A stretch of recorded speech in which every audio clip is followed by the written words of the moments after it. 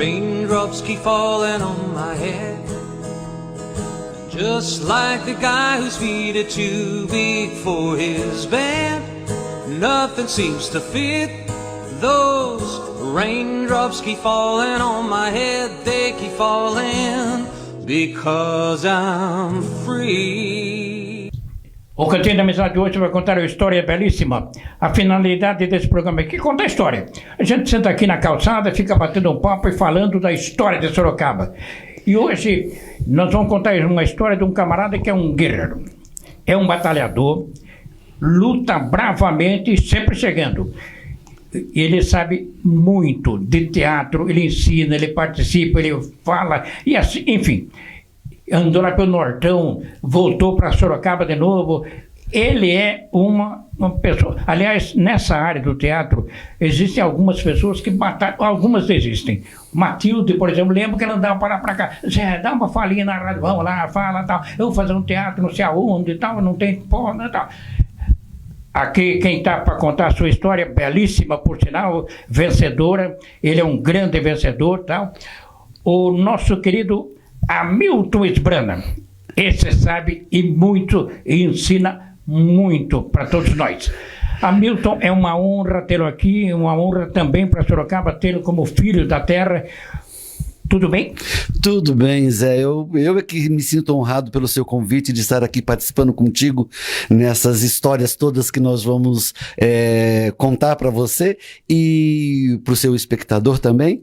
E eu estou muito feliz, muito honrado de estar aqui na presença de uma lenda viva da comunicação da nossa região metropolitana de Sorocaba e, quiçá, do estado de São Paulo. Muito obrigado, viu, pelo convite.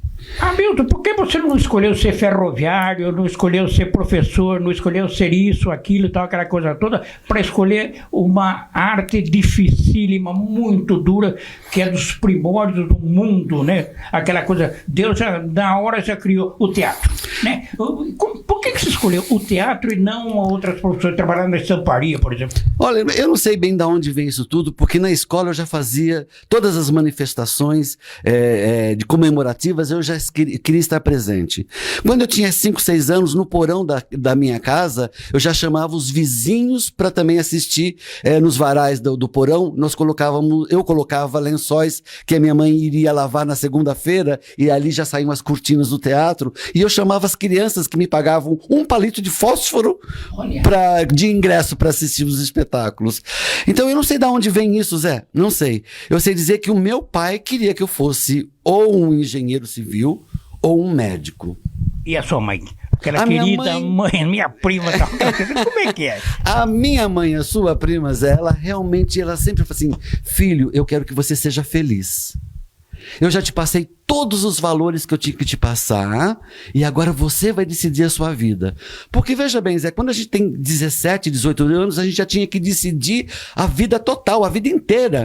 Perfeito. Naquela época. Hoje em dia você pode trocar quanto for, mas antigamente você tinha que ter uma faculdade e um emprego a vida toda, né? Certo. E o meu pai queria que eu fosse ou engenheiro civil, que é ou arquiteto, o que ele queria, ou um médico. Ah, tá. Mas não era minha vocação, porque o teatro já estava acontecendo, eu já estava fazendo espetáculos também no grupo de jovens lá da Paróquia do Bom Jesus, ali na Vila Hortência, né? Que eu já desde 5 anos também já era coroinha, e o altar para mim já era um palco. Aquele ritual da missa em latim já era um ritual, né? Então, e o teatro é um ritual, né? Então, eu fiquei assim, ai, que profissão, né? Engenheiro civil, uau, né? E a minha mãe não, a minha mãe falava assim: olha, eu quero que você seja feliz. E o importante é que você seja feliz. Você vai fazer o que você quiser da vida, né? E daí eu acho que eu meio que decidi pelo teatro.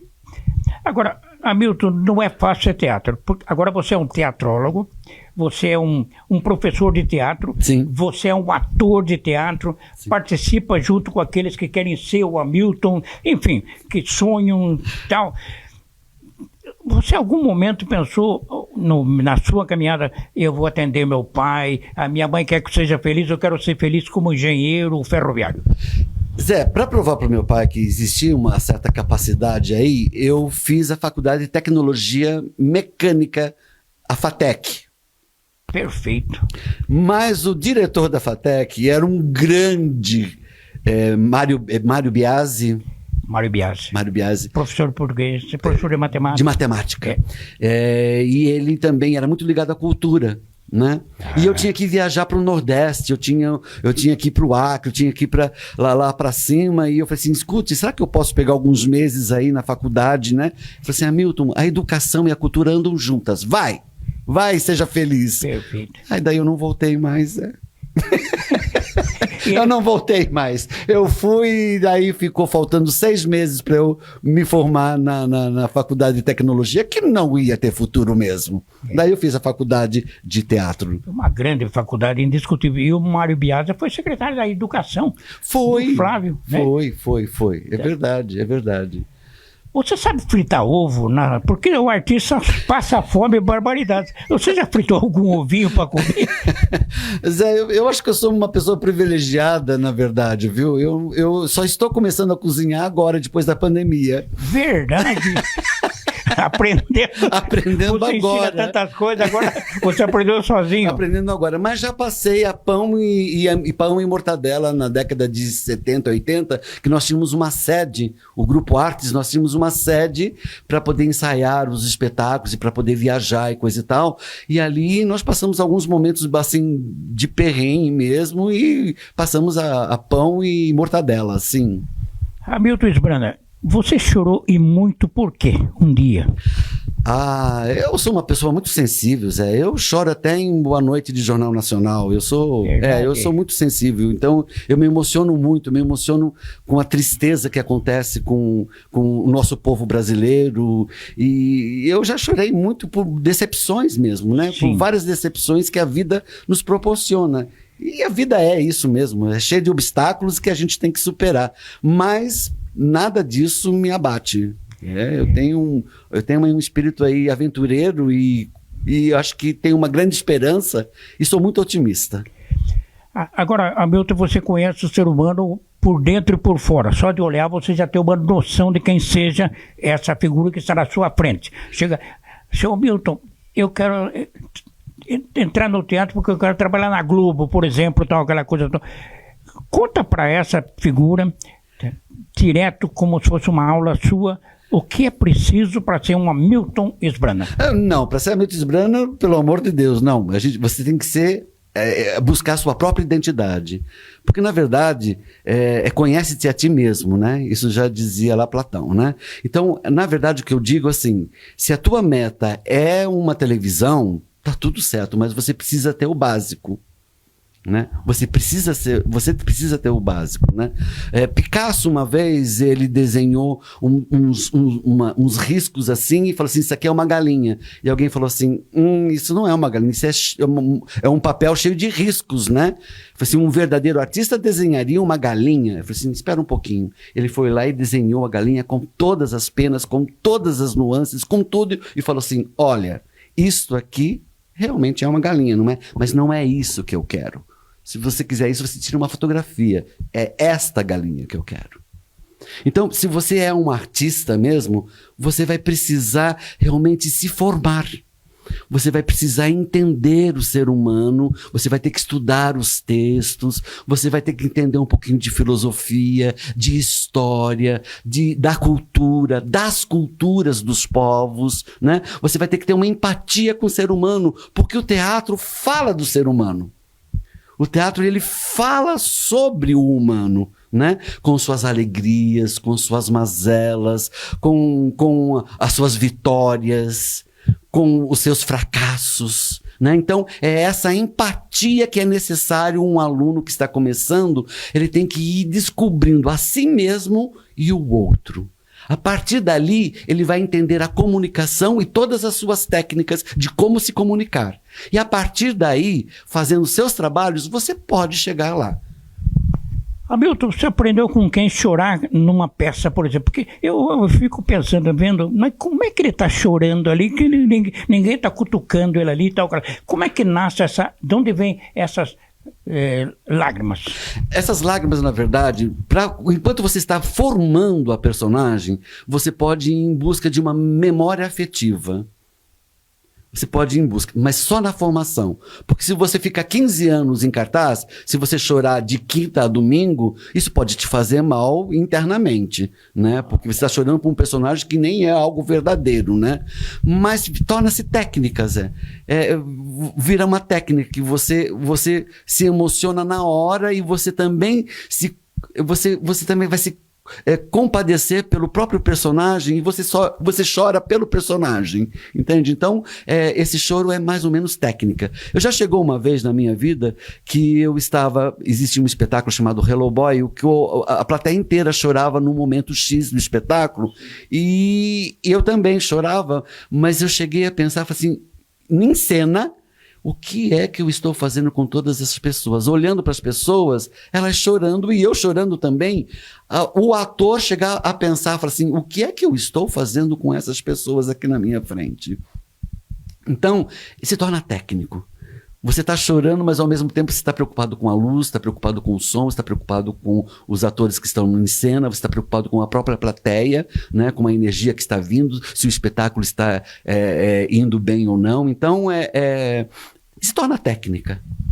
Essa é a sua geração que vem batalhando há muitos anos. Quem está chegando agora é capaz de chorar ou tem que ter um camarada com uma bacia de cebola perto dele para ele chorar? Bacia de cebola. Porque bacia de cebola é complicado, porque depois você não para de chorar, né? Porque você tem que chorar em alguns segundos e depois você já tem que dar risada. Então, é complicado, né? Não, vira técnicas. Eu acho que é a sensibilidade da pessoa, é a sensibilidade do artista. E todo artista, quando ele se forma, quando ele vai se formando, ele vai entendendo o ser humano, ele vai tendo empatia. E ele vai ter esse cuidado com o próprio personagem, né? E no momento X, o qual ele deve chorar, é a personagem que está chorando. Fantástico. E vocês estão vendo aí as fotos do nosso Hamilton rodando aí, da família dele e tal. Enfim, é um espetáculo. É uma cultura viva de nossa cidade. Agora, Hamilton, já que falamos da cultura e tal, se você fosse prefeito de Sorocaba hoje, exatamente hoje, o que você faria por Sorocaba, que Sorocaba precisa urgentemente, e não tem? Olha, em Sorocaba tem vários prédios de oficina do saber, quase todas as escolas foram feitos um prédio redondinho, que eu não sei como... Sabe tudo, que está vazio. Eu, se eu fosse prefeito, daria um sabe-tudo para cada grupo de teatro de Sorocaba, que não são poucos. Nós temos mais ou menos de 30 a 40 grupos em Sorocaba de teatro, né? E eles pudessem ali dentro desse prédio vazio, eles pudessem construir a sua obra, os seus estudos e chamar a comunidade, chamar as pessoas do bairro para irem assistir os produtos finais desses estudos, dessas pesquisas e desses espetáculos. Daí, então, eu acho que nós teríamos um crescimento aos nossos grupos teatrais e às pessoas da periferia, dos bairros, ou de onde quer que seja. Porque a arte é essencial. A arte, ela dignifica o homem, ela faz com que o homem se torne mais sensível, se torne mais empático ao outro. Então, eu acho que se eu fosse prefeito, eu usaria esses prédios que não estão sendo utilizados para a arte, para a música, para a arte visual, para o teatro. E Deus ama a arte, não tem a menor dúvida disso, né? Então, tanto que ele fez o passarinho só para cantar para ele e tal, aquela coisa toda. Hamilton, se Deus descer agora quiser, para o programa aí, que eu quero fazer uma pergunta para o Hamilton. Hamilton, o que você pediria para eu fazer para você nesse momento? Só um pedido, o que você faz? Se eu tivesse que fazer um pedido para ti? Para Deus. Para Deus? Um pedido que você queria fazer um dia para Deus, tal. Olha, eu sempre peço saúde, para mim e para todo mundo, na verdade. Porque sem saúde a gente não é ninguém, né? Sem saúde é um negócio muito complicado, né? E a gente não dá valor quando a gente está com saúde. A gente só valoriza a saúde quando nós estamos doentes, né? Essa que eu acho que é assim a primeira coisa. Mas o outro também, eu acho assim, a igualdade que tanto é prometida na humanidade desde a Grécia Antiga, né? Sim. Essa igualdade, essa fraternidade que até então não está acontecendo, Zé. E eu tenho medo de sair desta vida e ir para o outro plano e ainda não chegar a ver isso, né? Então essa desigualdade é assustadora porque ela provoca violência e insegurança em todos nós. Hamilton Brando, você acredita em Deus? Ele é abstrato ou ele é concreto para você? Eu acredito que ele é bastante concreto porque ele está em tudo e em todos, né? Acho que cada nós formamos uma rede de uma grande luz e nós temos aqui dentro uma fagulha divina. E essa fagulha divina, ela pode ser chamada de alma, de espírito, depende da religião que for. Essa fagulha divina, ela está conectada com todas as outras. Então nós formamos uma rede de fagulhas divinas e não só nós, os humanos, Sim. todos os seres viventes, né? E acredito que toda essa rede e toda a rede cósmica é que chama-se Deus. Hamilton Brando, eu sei que o teatro é o ponto mais bonito da sua vida dentro de Sorocaba. Agora, qual é o ponto mais bonito de Sorocaba que eu vou falar, hoje eu estou estressado, eu vou sentar ali, vou espairecer. Qual é o ponto mais bonito de Sorocaba que você vê ali, puxa, aqui é uma peça de teatro? Não sei bem se é uma peça de teatro, mas existem lugares em Sorocaba que eu gosto muito. Uma é porque me lembra a minha infância, é o Quinzinho de Barros, quando ainda não era zoológico. Verdade.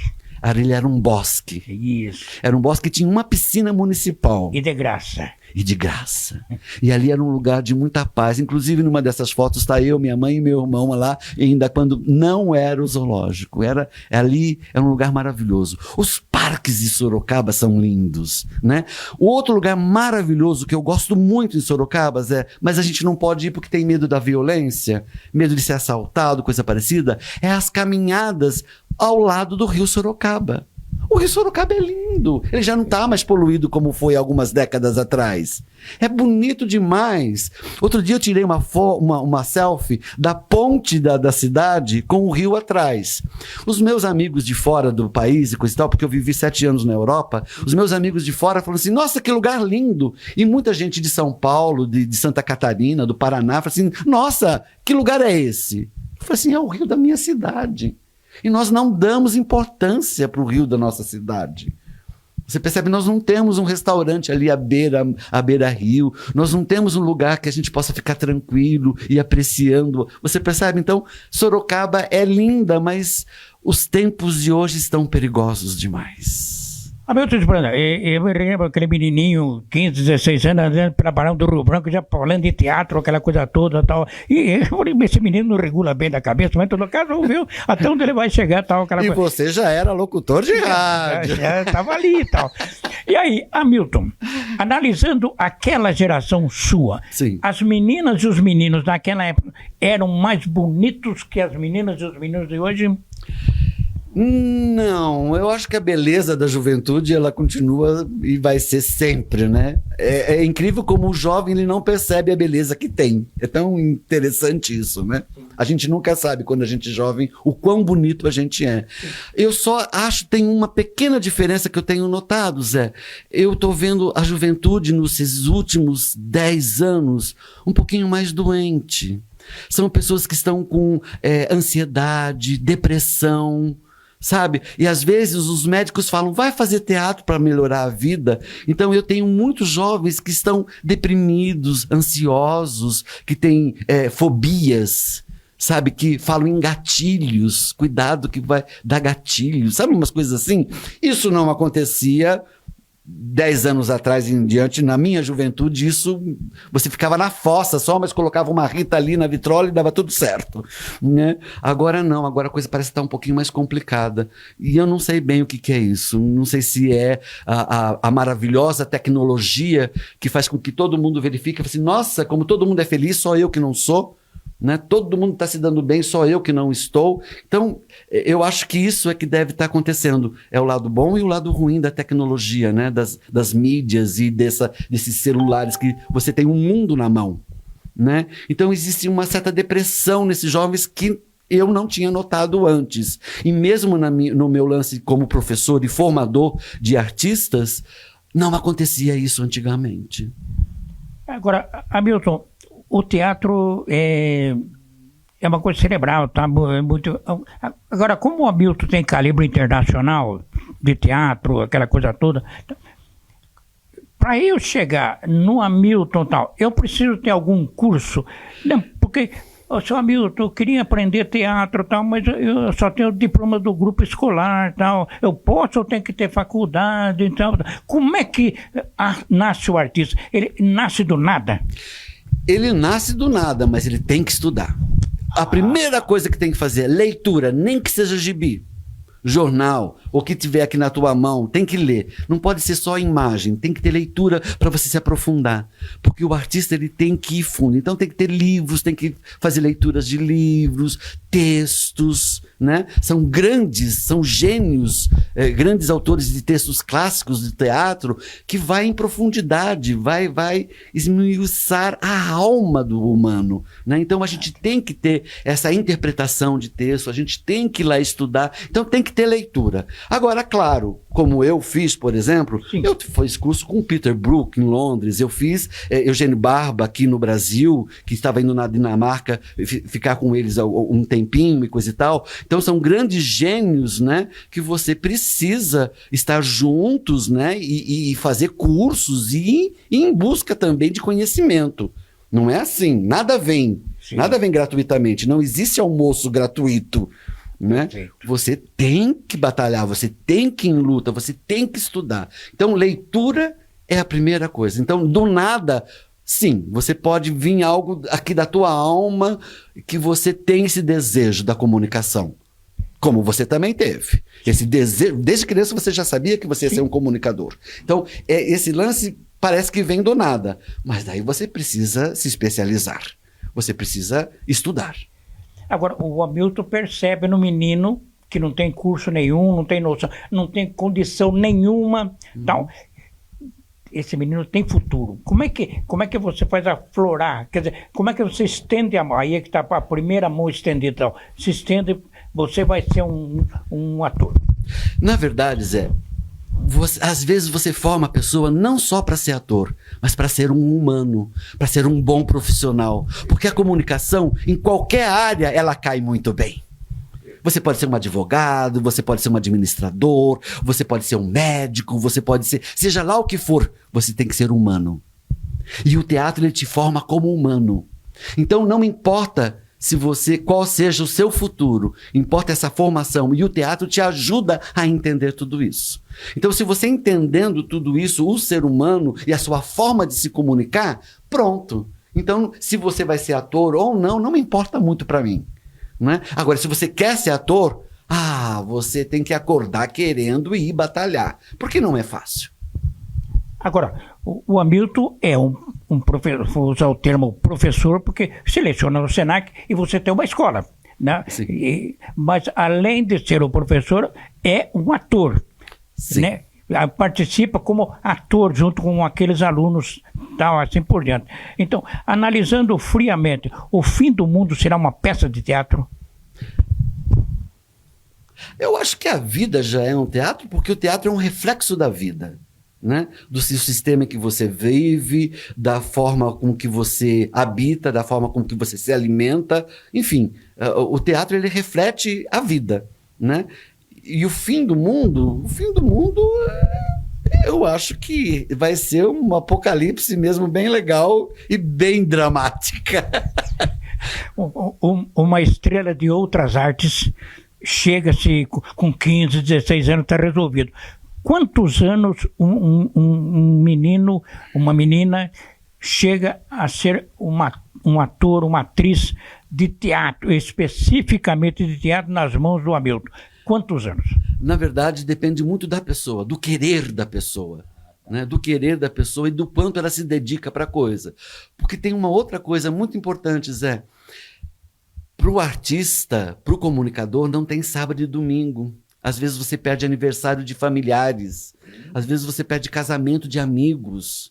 Você percebe? Então, é uma missão. Você tem que se dedicar. Você tem que se dedicar. Não importa muito a idade, porque o teatro lhe dá essa oportunidade para você. Desde os seus 5 anos até os seus 85 ou, quiçá, 95 anos. Boa, 95, é ótimo. Então. Hamilton, nessa linha, nessa sua caminhada, hoje a gente pode falar em redes sociais. Quando você iniciou, telefone, só daqui 30 dias vai chegar a informação que eu queria, tal, aquela coisa. Sim. Eu vi nas redes sociais você dizendo que estava feliz com o carnaval. O carnaval é uma peça de teatro? Você estava feliz ali porque você estava fazendo o seu palco? Sim, sim. O carnaval, veja bem, o teatro e o carnaval. O teatro, o ritual ao deus Dionísio, que fazia a sua colheita, e era boa colheita, então você homenageava o deus Dionísio na Grécia Antiga. Então ele tinha uma procissão que saía de um templo para o outro, e todas as pessoas começavam a cantar os ditirambos, que são os hinos a agradecer a colheita tida, né, no ano, né? E o teatro, e esse Andor, com esse deus Dionísio, ele era um carro, ele era um navio, um carro em forma de navio. Era um carro navalis, navalis que vem de navio, carro navalis, carnaval. Um Andor que sai numa estrada de um templo e vai para o outro, homenageando o deus Dionísio, que é o deus da festa e o deus da agricultura, né? Então, veja bem, o que acontece numa dessa? O carnaval é um princípio do teatro também. E o carnaval conta uma história. Você viu essa escola que ganhou este ano? Maravilhoso, emocionante. É de emocionar. E a coisa mais linda, é um espetáculo belíssimo que o povo brasileiro gosta. Então, olha que espetáculo belíssimo, né? Por isso que eu gosto do carnaval. Hamilton, como é que você imagina uma peça? Vou fazer uma peça, tal, aquela. Como é que você cria uma peça e quantos anos você pode ter essa peça peregrinando pelos teatros, nas cidades que tem teatro? Sorocaba já precisa ter um teatro à altura da cultura da cidade. Na verdade, depende muito do sucesso do espetáculo, né? Porque às vezes você passa um ano montando um trabalho, o qual não tem aquele sucesso todo, né? E alguns vão que você começa a ir há 5, 6 anos com o mesmo espetáculo e a coisa fazendo sucesso, né? Então, veja bem, é muito interessante, ontem mesmo eu estava vendo que um espetáculo Bom, existem vários espetáculos que duraram 15 anos, né? Tem espetáculos em Londres que estão há 35, 40 anos sem se interromper, né? Existem espetáculos na França que estão também lá 35, 30 anos sem os atores principais já até morreram, já entram outros, mas a peça continua a produção. Então depende muito do sucesso e também dessa coisa, né? Que nós não somos acostumados. O povo brasileiro, nós não temos essa cultura de ir ao teatro. Perfeito. Nós somos um povo muito novinho, né? Nós viemos de 500 anos atrás, mas nós ficamos quase que 300 anos com a mentalidade da Idade Média. Perfeito. Das pessoas que vieram colonizar o Brasil, eles vieram com a ideia da Idade Média. A Idade Média ainda, o único teatro que acontecia era da catequização, o qual eu sou um produto também, né? Sim. Porque foi um teatro da Igreja do Bom Jesus, o qual eu treinei dei o início ao meu treinamento também, né? Então, essa defasagem que o Brasil teve, né, fez com que nós não tivéssemos um povo que a gente não tem essa cultura de ir ao teatro, e o teatro como uma forma realmente de comunicar e de passar algo profundo ao ser humano. O que nós temos é o melodrama da novela. Desde a década de 50, quando chegou a televisão, e houve aí um grande incentivo a todo brasileiro ter uma televisão em casa, então nós adoramos a novela. Mas a novela também ela tem um formato de melodrama e ela não se aprofunda muito, ela fica muito no rasinho, né? Então aí é que esse é o probleminha. Não é um probleminha.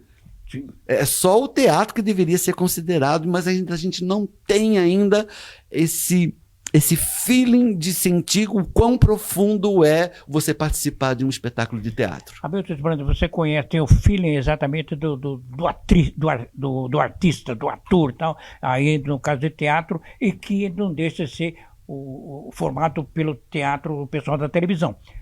Por que que o remember das novelas é muito melhor do que os atuais. Os jovens artistas de hoje não têm a competência daqueles artistas, muitos já falecidos. Sabe o que é, Zé? A gente não pode esquecer que desde a década de 50 do século passado, qual nós já estávamos presentes nessa vida, e a gente testemunhou toda essa modificação tecnológica, a televisão iniciou pegando todos os atores do teatro para a televisão. A gente não pode esquecer que as primeiras novelas da televisão eram teatros adaptados à televisão, eram espetáculos teatrais, eram atores que vieram do teatro para a televisão. Né? Então, teve que haver aí, do teatro para a televisão, houve aí um balanço aí que você teve que, né? Porque no teatro você tem que se comunicar com a última pessoa da fileira lá de uma plateia de 500 pessoas, né?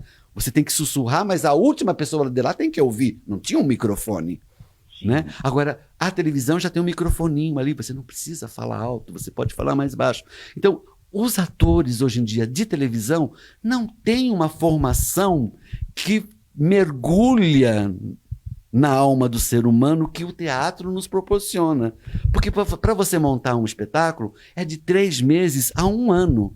Então você mergulha dentro dos personagens, do tema, você pesquisa, você lê muito. Agora na televisão, eles te dão o papel hoje, o roteiro hoje, para você gravar amanhã.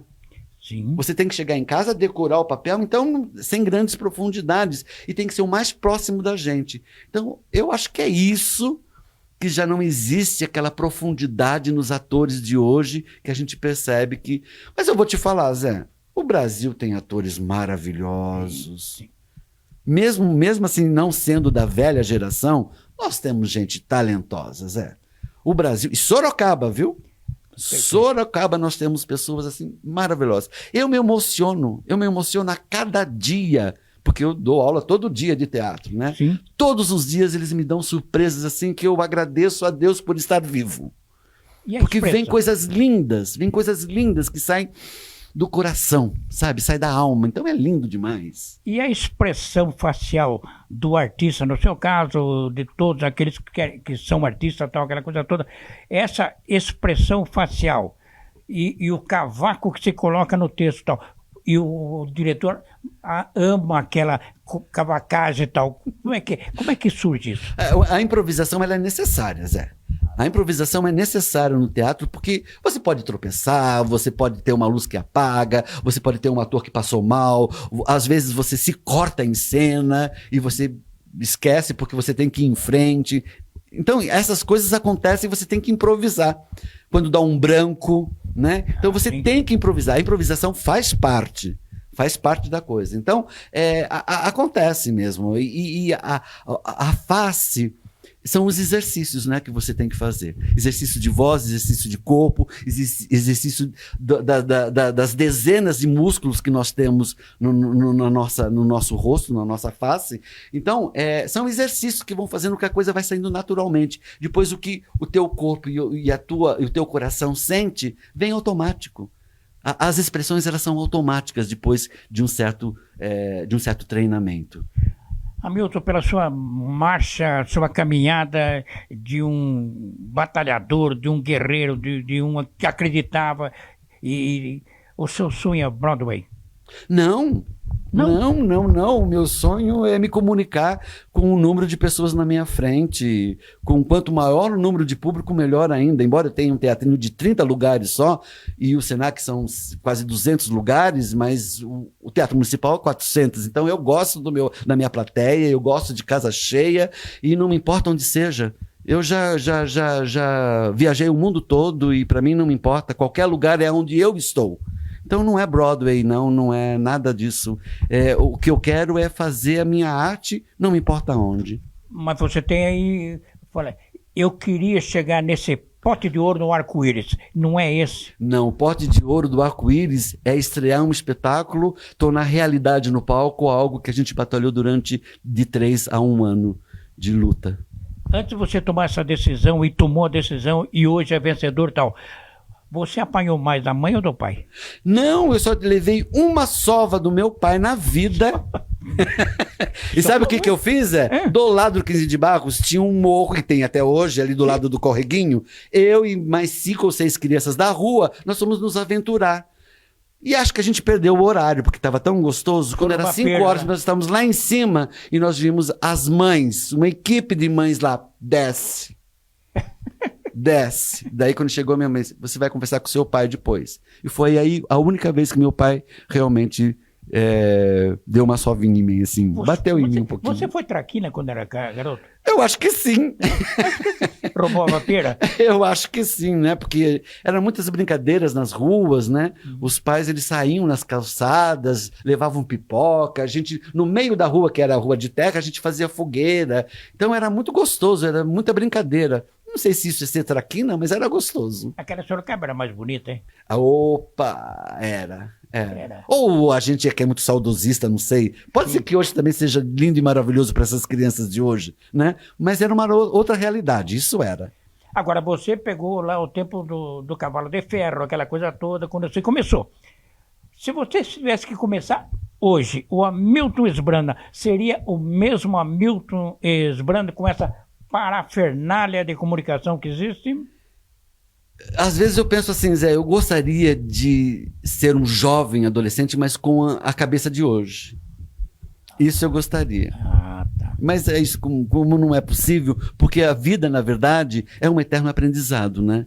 Sim. A gente está aqui para se desenvolver e a cada dia é um aprendizado. Então, eu acho que não. Acho que se tivesse que recomeçar de novo, seria do mesmo jeito, seria a mesma coisa. Você tem sonho ainda? Sonho tenho. Como? Cita aí. O meu sonho hoje é... O meu sonho hoje é montar o meu próximo espetáculo que sai em julho do próximo ano. Verdade. E não sei se é a expressão justa. Baseado em quê?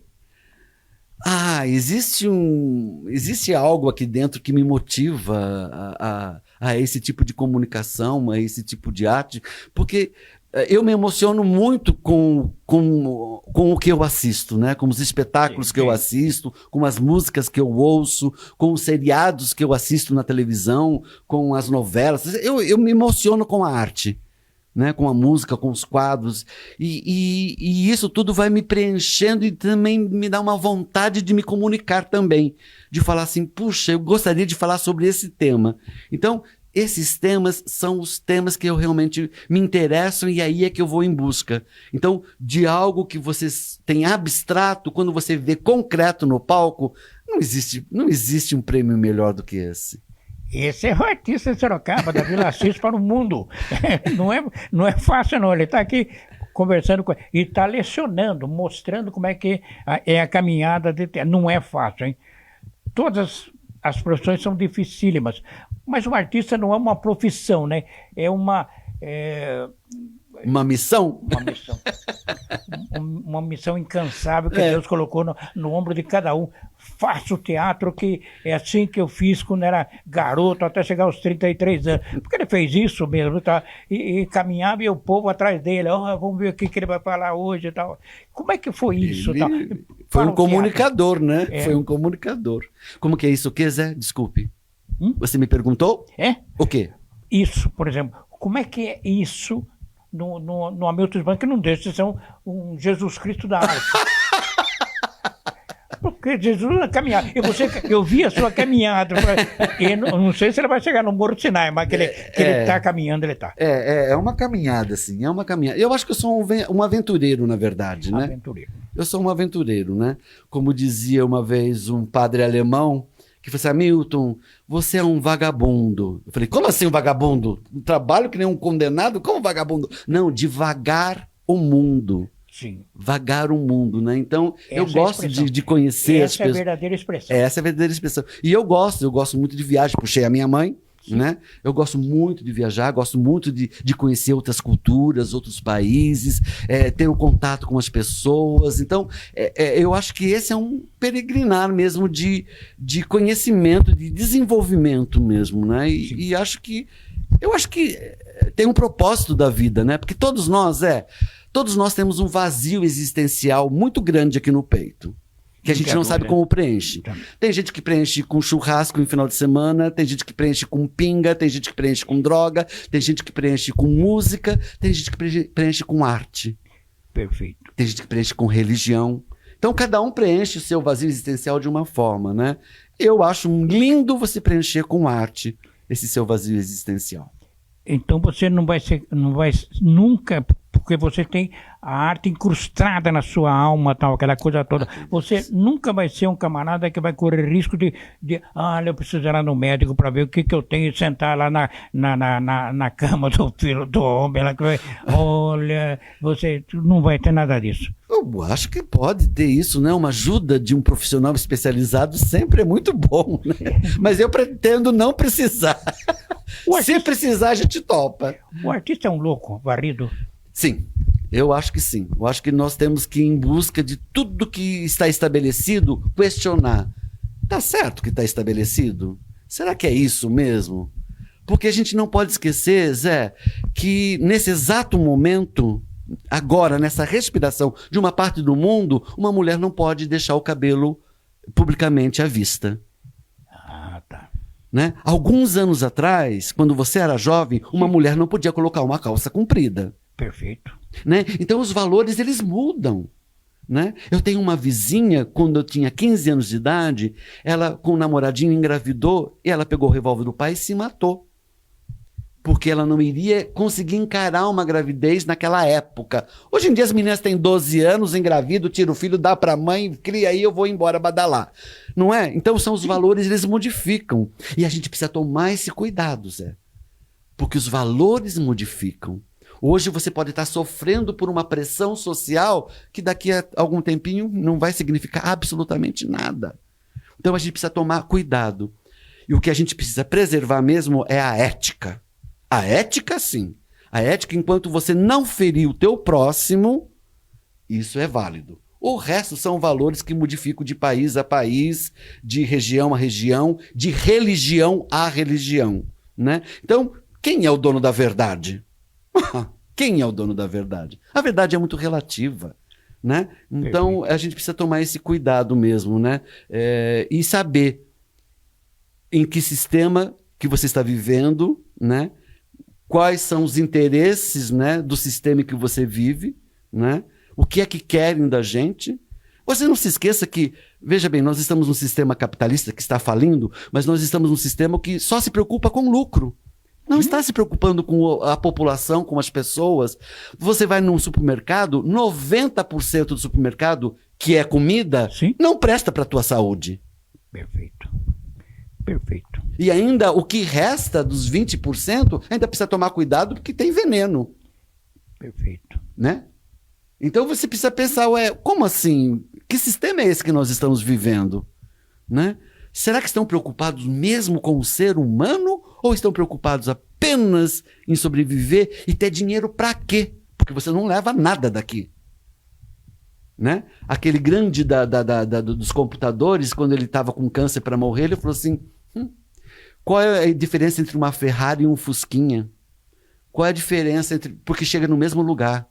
Porque ele não tinha mais onde colocar dinheiro, né? E daí ele verificou que isso não iria comprar a vida dele. Todo aquele dinheiro não iria comprar a vida dele. Então você percebe para onde nós estamos indo? Para onde? Covardes, para onde vais, né? Para onde estamos indo, né? Então esse é o cuidado que a gente precisa ter. E essa minha vida aventureira me faz verificar isso. A cada país tem uma cultura, tem um jeito de comer, tem uma comida, né? Tem um hábito, né? Tem essa coisa, por exemplo, de você se alimentar, de você se transportar, de você morar. Isso modifica a cada região, né? Essa coisa cultural cada espaço é um, né? E eu me sinto muito orgulhoso de estar aqui em Sorocaba e ser brasileiro e ter a nossa cultura e o nosso jeitinho. Só que ainda a gente está engatinhando. Tem muito ainda a crescer e muito a descobrir ainda. Perfeito. Vocês estão vendo as fotos aí mostrando o talento do nosso Hamilton Sbran Natal. Hamilton, nessa sua linha que você fez aí uma apresentação de teatro de graça aqui no 8 da NET, conta o seguinte... A minha avó Placidina, que é sua bisavó tal, hoje ela achava Esbraninha, meu querido, o que é isso, meu filho? Ela estranharia o mundo de hoje? Não, a avó Priscidina não, sabe por quê? Porque ela pegava a minha mãe pela mãozinha e pegava assim, vamos visitar tal família, tal tia, tal não sei o que. Ela pegava o trenzinho da Sorocabana Ia, assim mesmo. e ia. A minha mãe ficou viciada em viajar por causa dela. Perfeito. E eu fiquei viciado em viajar por causa da minha mãe. Então eu acho que não, acho que ela falou assim, é isso mesmo, querido, vai na comunicação mesmo, porque ela se comunicava. Ela queria unir toda a família, ela ia pra lá, ia pra cá. Então eu acho que ela ia falar assim, parabéns. Ela benzia você, porque ela me benzia. Sim. Ela benzia a gente, sim, né? Ela benzia. Não só como a minha tia Nália também, né? A tia Nália também. É, que veio, acho que dela, né? Pegou veio da herança, né? É, porque eu falo tia Nália, mas é prima Nália, mas É eu prima falava Nália, tia, é que a minha porque quando tia- eu conheci a Nália, eu era pequenininho e já tinha a avó Pracidina que ia lá em Conchas pra Sim. visitar a mãe e tal, Sim, aquela sim. coisa. Quer dizer, ia visitar a filha e tal. Então eu falava, ela é vó, ela é tia, né? Sim. Era essa conexão de família e fico. A tia Nália, que participou desse programa aqui, Ah, é? foi um espetáculo. Que legal. Porque ela foi quem fundou a Igreja Bom Jesus. Sim, quando pedra saiu fundamental. quando saiu do mercado do teatro municipal, do ginásio municipal, foi para lá, né? Justo, minha tia Nália é poderosíssima. Eu já até fiz um espetáculo porque ela mora na beira do rio Sorocaba. Sim. Morava, né? Porque ela Morava. já faleceu. Ela morava na beira do rio Sorocaba e eu fiz um espetáculo sobre as enchentes que ainda acontece até hoje, né? Sim. Mas ela era tão poderosa espiritualmente Isso é verdade. que todo mundo inundava a casa. A casa dela, a água chegava até a escada da cozinha. Nunca avançou isso.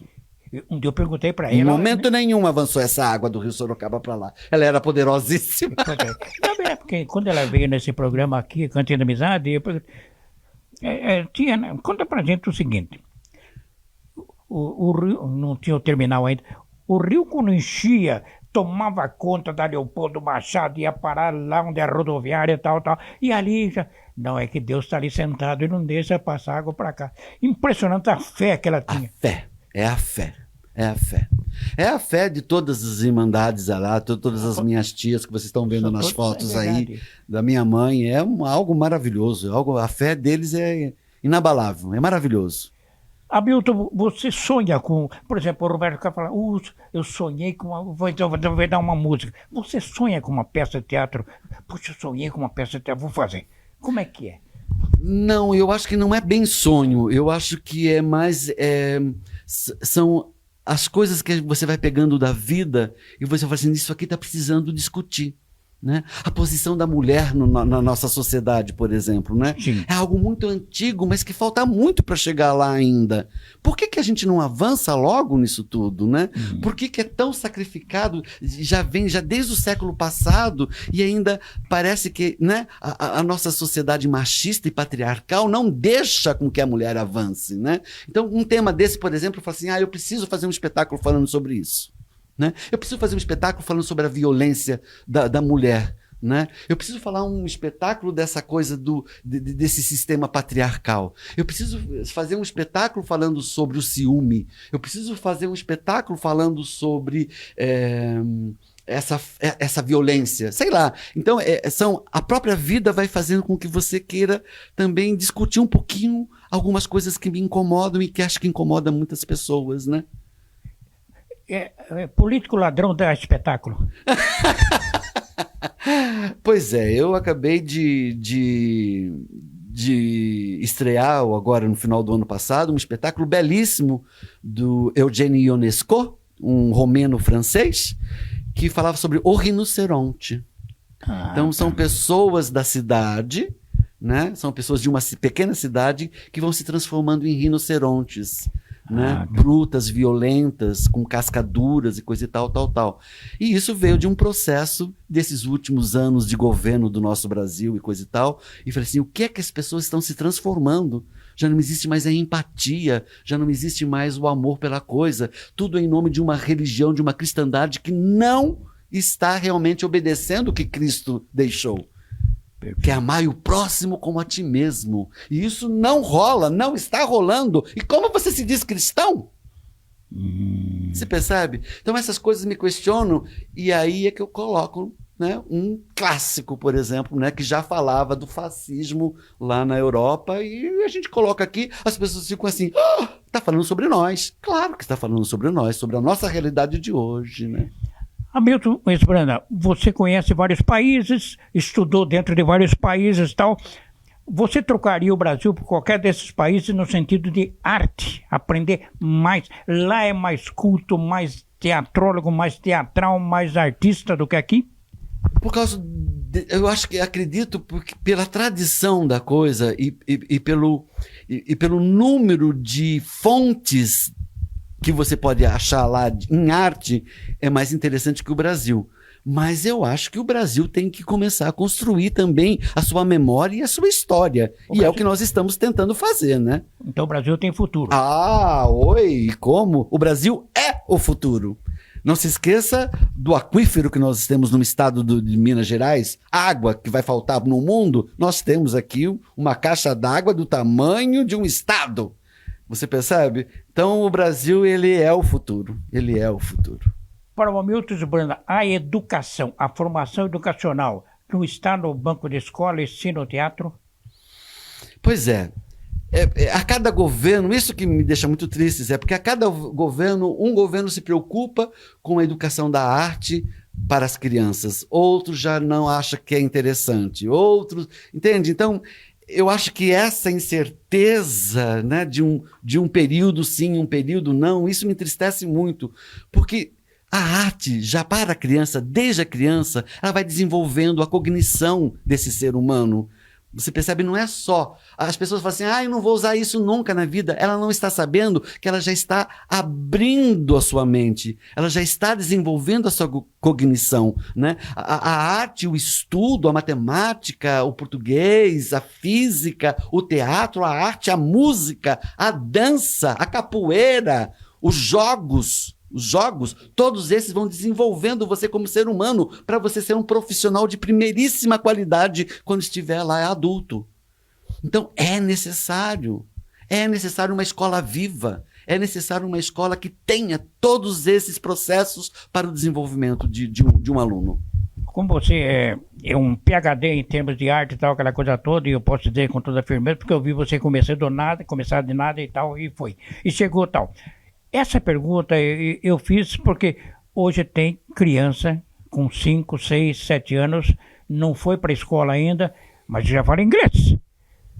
E vai para a escola, para uma professora que tem a escola normal, e hoje a gente vê muitas crianças passando de ano sem saber ler e escrever. Que mundo educacional é esse que está fugindo do teatro? É o que eu estava falando para você. As pessoas estão preocupadas com o que vai receber de lucro do que vem do governo do estado, então eu não posso reprovar, eu não posso reeducar, eu não posso pegar essa criança e ela que vá para frente, e às vezes você chega na faculdade e a pessoa não sabe ler direito. Então isso é muito complicado.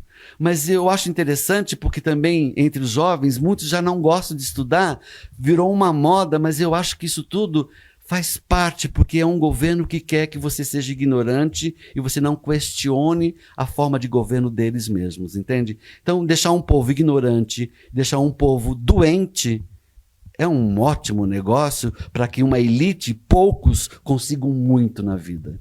E como professor, aí é o professor de teatro, não o ator. O professor de teatro pega o menino lá que tem PhD em tudo e tal, mas não sabe ler e escrever. Como é que você transforma isso num ator? Eu acho que você tem que dar todas as ferramentas para que essa pessoa se desenvolva. E uma delas só depende dela, que é começar a leitura. A leitura é que vai fazer você se transformar em alguém. E vai entender o que escreveu cite um grande nome aí do... Machado de Assis. Isso. Quer dizer, Machado de Assis, o Padre Vieira, enfim. Como é que ele pode entender o que escreveu o Padre Vieira, o Machado de Assis, ou coisa assim? Treinando. É um treinamento. Isso eu faço até com os meus alunos ainda hoje, né, de teatro, porque a gente pega um texto e nós vamos lá conversando e discutindo frase por frase e verificando a intenção do autor e o que tem, e vamos fazer pesquisa. Se não entendeu, vamos verificar qual é a época, o que ele está querendo dizer. Então, isso é interpretação de texto, né? Então, você pode saber inglês? Inglês é uma língua facílima se for comparar com português. Sim. Né? Inglês não quer dizer nada, absolutamente nada. Agora, você precisa ter leitura. Né? Então, e hoje em dia parece que a gente só está olhando mais figurinhas, né? Você vai lá no celularzinho e fica vendo só fotos de como as pessoas são lindas e felizes, né? E não é verdade, né? E não é verdade. Então, acho que a leitura faz com que você se desenvolva mais como ser humano. Quem é o grande professor de teatro do mundo que você segue? Fala, esse é o meu Pelé. Eu tenho um mestre que é meu amigo, que é Eugênio Barba.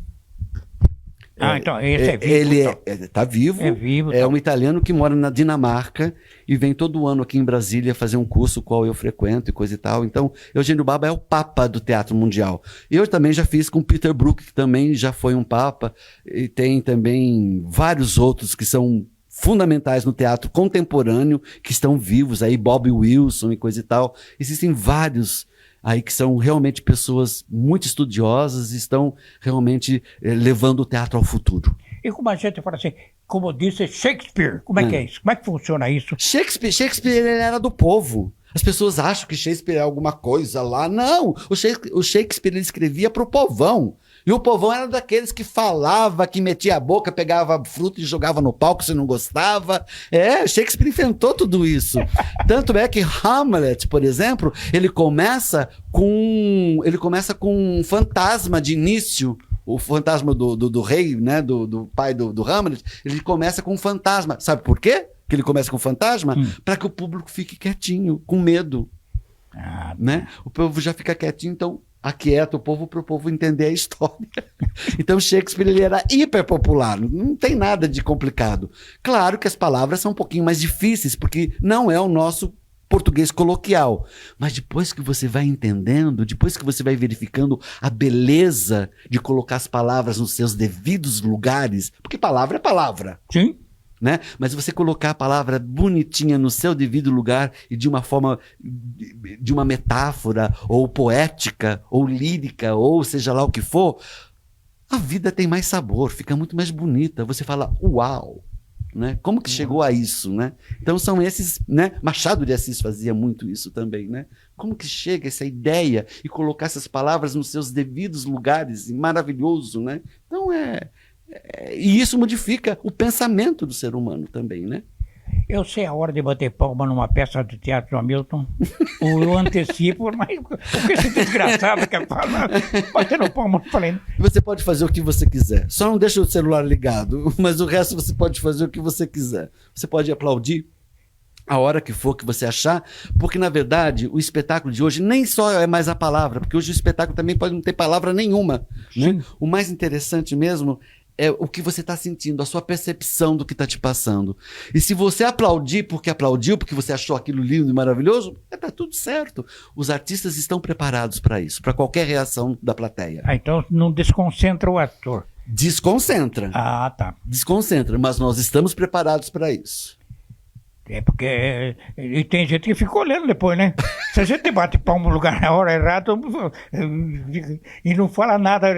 Isso me faz lembrar um final de uma cena que eu estava em Nova York lá e eu fiz né? Todo mundo olhou para mim e eu falei, nossa, acabou o espetáculo, tá lindo, maravilhoso, né? Aplaudindo e daí eu fiquei sabendo que em Nova York é vaia. Tem isso também. Você vê como que é a diferença cultural, né? Sim. Desculpe. E eu falei, uau, tá bom, então me desculpe aí, né? Não sabia disso, tá tudo certo. Eu tava hiper empolgado com a beleza do espetáculo, né? No fim, as pessoas achavam que eu tava vaiando o espetáculo. Agora, para o artista também, porque a vai e aplauso, nunca a gente pode chamar. Quer dizer, o artista, vamos bater palma, tal, vamos, vai. Quer dizer, vai e aplauso nasce no coração da gente. Nasce né? no coração Em teatro, né? Porque em televisão existe uma plaquinha, uma claque ali, né? Aplausos agora. Em teatro, no campo de futebol, onde quer que. Não adianta eu ver jogador de futebol levantando a mão para aplaudir. Não se pede para aplaudir nem para vaiar, mas porque é uma coisa que nasce do instinto. Isso machuca o ator entende aquilo e dá uma réplica. Na verdade, eu acho que no teatro o que acontece mesmo é o aplauso final. E o aplauso final é muito recompensador. Não tem dúvida. Né? Mas existe uma coisa, Zé, que é muito... Eu acho que é meio metafísico isso tudo, nem sei se eu deveria estar comentando, mas existe uma energia que vem da plateia que você sente. Ah, tá. Você percebe assustadoramente essa energia que vem da plateia para você e ela te rebate. E você sabe, então, se o público está gostando, se não está gostando, se o espetáculo está indo num ritmo legal ou não. Então, você consegue perceber isso. Penúltima pergunta, então. Vamos lá. Em sendo assim, tal, de aplaudir, não aplaudir, de ser vaiado, não ser vaiado, tal... Você já chorou no palco, não de forma teatral, quer dizer, quando você recebe o aplauso, você vai embora e a turma fica batendo palma. Por que você volta depois? Pois é, isso aconteceu num festival em Tatuí. Inclusive o Cacá Carvalho, ele estava na plateia, com outros artistas estavam na plateia também. Naquele teatro enorme lá de Tatuí, maravilhoso, a gente apresentou um espetáculo, as pessoas aplaudiram, Zé, acho que foi o maior aplauso que eu já tive na minha vida. Perfeito. Nós voltávamos, íamos para o camarim, voltava, as pessoas continuavam aplaudindo, a gente agradecia, depois eu saí, voltei, depois o administrador do teatro pegava a gente de novo e voltava, porque as pessoas não paravam de aplaudir, Zé. Eu acho que foram uns 10 minutos, sem brincadeira nenhuma. Foi a maior emoção de aplausos que eu já tive na minha vida, né? Mas é muito espontâneo, ninguém obriga ninguém a nada. E geralmente é no final do espetáculo, né? Agora, aqui nas cantatas de Natal de Sorocaba, são 2.000 pessoas por noite, né? Agora não está acontecendo mais. Que também aplaudiam assustadoramente também, né? E o aplauso é aquilo, muito obrigado pelo presente que você me deu. Eu acho que é mais ou menos isso. O aplauso é isso, né? É agradecer a você por estar me passando isso, né? É uma forma de agradecimento, de gratidão. Hamilton Esbrana, nessa sua caminhada, nessa batalha intensa, tal, aquela coisa toda, você é um camarada corajoso, enfrenta qualquer coisa que tenha na sua frente e tal. Você tem medo de morrer? Não. Não, porque eu já estive à morte, né? Eu levei um tiro de um assaltante e quando aconteceu isso, eu simplesmente fechava os olhos e ouvia as pessoas, né? Inclusive, quando eu cheguei no hospital, os enfermeiros todos estavam hiper nervosos porque eles falavam, ele está 0-0. 0-0, está morto. Né? E daí me aplicaram uma adrenalina, alguma coisa assim, daí eu me senti meu corpo esquentar, mas eu estava só ouvindo as pessoas, eu estava assim, ali assim, na ambulância eu ouvia o dia a dia do motorista com o enfermeiro ali, falando, né? Eu falei assim, gente, eu levei um tiro e eles estavam falando da vida diária deles, né? E eu só com o olhinho fechado, assim, ouvindo absolutamente tudo, Zé. Fora aquela luz, sabe aquele túnel, aquela luz? Eu vi esse túnel, eu estava indo para lá, daí chegaram os enfermeiros. Então, a partir daí eu não tenho mais, isso já faz mais de 20 anos, eu não tenho mais medo da morte a partir dali, porque eu sei que é só uma passagem, Zé. E eu tenho quase que certeza que é só uma passagem. Raindrops keep falling on my head, just like the guy whose feet are too big for his bed. Nothing seems to fit. Those raindrops keep falling on my head. They keep falling because I'm free.